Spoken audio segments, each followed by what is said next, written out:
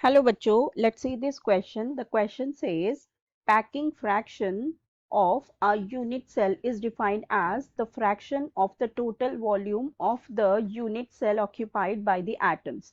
Packing fraction is equals to volume of the atoms present in a unit cell upon volume of unit cell, which is equals to Z into 4 by 3 pi r cube upon a cube.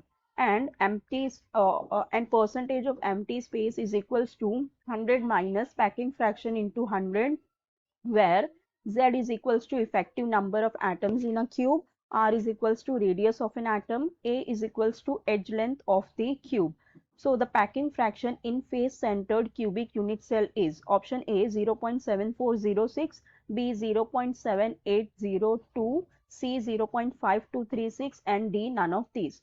सो इस question में हमें दिया गया है कि packing fraction का formula दिया है and the percentage of empty space का फॉर्मूला दिया है और हमें कैलकुलेट करना है packing fraction in face centred cubic unit cell. ठीक है, सो देखो हमारे पास किसका हमें करना है, face centred cubic unit cell. Okay, so the face centred cubic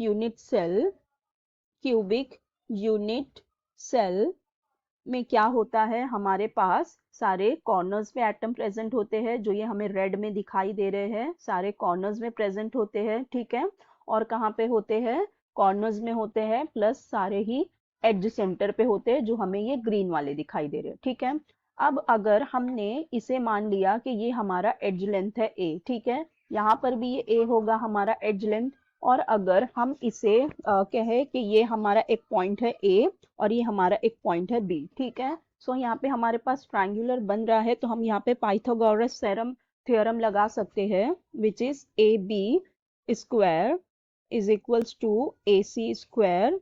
ये हो जाएगा हमारे पास ए सी स्क्वायर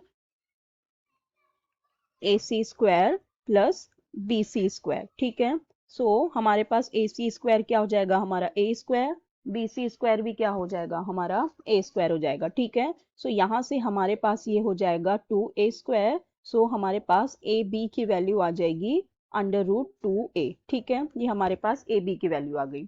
अब यहाँ पे हमारे पास अगर हम इसे फेस सेंटर्ड को इस तरह डायगोनल देखें, सो अगर ये हमारा एक है, सो यहाँ पे हमारे पास कितने आ रहे हैं, 3 एटम्स आ रहे हैं। ठीक है, एक कॉर्नर का, एक जो बीच में जो सेंटर में है, एक वो फेस सेंटर में, और एक फिर दूसरा कॉर्नर का। ठीक है, तो अगर हम इसका रेडियस देखें, सो ये फर्स्ट वाले का आर आएगा रेडियस। अभी ये जो सेकंड है जो बीच में सेंटर में है, इसका तो पूरा डायमीटर होगा तो 2r, और इसका भी r, so that will be equal to 4r। ठीक है, सो ये 4r के इक्वल हो जाएगा। सो अब यहाँ से ये हो गया 4r और ये हो जाएगा 4r, it will be equal to under root 2a। ठीक है, क्योंकि ये हमारे पास ए बी क्या मिला है, हमें रूट 2a मिला है ना, और यहाँ पे हमने a टू b पॉइंट का देखा है। ठीक है, ये a से b का देखा है, सो हमारे पास 4r क्या हो जाएगा, ये रूट 2a, तो यहाँ से हम a की वैल्यू निकाल लेंगे, तो हमारे पास a की वैल्यू क्या आ जाएगी, 4r बाय रूट 2। ठीक है, ये हमारे पास a की वैल्यू आ गई। अब इसे हमें फॉर्मूला में पुट करना है, लेकिन हमें z की वैल्यू भी कैलकुलेट करनी है। तो z क्या होता है हमारा, number of effective atoms in a unit cell हो जाते हैं। सो यहाँ पर देखो हमारे पास फेस सेंटर है, सो फेस सेंटर में हमारे पास एटम्स कहाँ कहाँ प्रेजेंट होते हैं, एक जैसे हमने ये कहा, ये जो रेड वाले हैं सारे कॉर्नर्स पे होते हैं, और फिर कहाँ होते हैं, कॉर्नर्स पे होते हैं और एज पे होते हैं। ठीक है, और ये जो ग्रीन वाले जो है हमारे एज पे होते हैं। सो हम यहाँ से कैलकुलेट कर लेते हैं हमारे नंबर ऑफ effective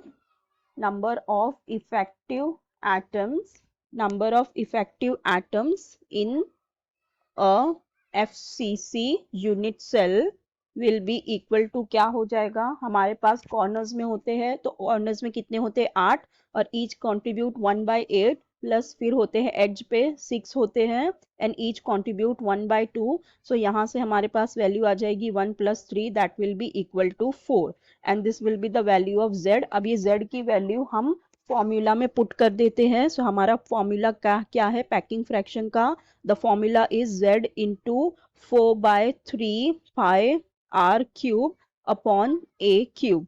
यहाँ से वैल्यू रखने पर z की वैल्यू हमारे पास 4 इंटू 4/3 पाई r क्यूब, और a की वैल्यू जो हमें मिली थी वो पुट कर देंगे। a की वैल्यू थी हमारी 4r/√2 to the power 3. So on calculating this we will be getting pi/√2, पाई की वैल्यू लगाएंगे तो हमारे पास ये हो जाएगा 0.7406 आ गई हमारे पास packing fraction of face centred unit cell.